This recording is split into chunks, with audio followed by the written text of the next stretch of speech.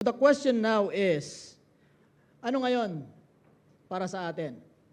Itong mainit na pagtanggap or the warm welcome, mataimtim na pakikinig or attentive listening, o mareklamong paghiling, the grumbling request, o makabuluhang paglilingkod or the meaningful service. Ano ngayon yung apat na obserbasyon na nakita natin sa istorya ni Mary at ni Martha? How can we relate sa ating mga buhay? At paano natin makikita ano yung pinagagawa sa atin ng ating Panginoon?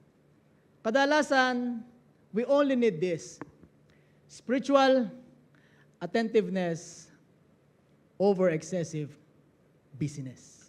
Akala natin dahil busy tayo sa ating mga ministeryo, we are giving the Lord the meaningful service.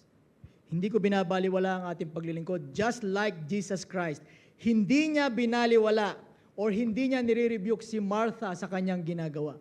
Because it is the job of a woman to serve their visitors.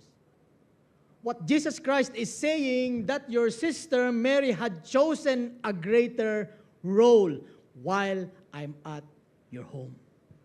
Where is Jesus now? Si Kristo ay nasa ating mga buhay. What role are you going to take?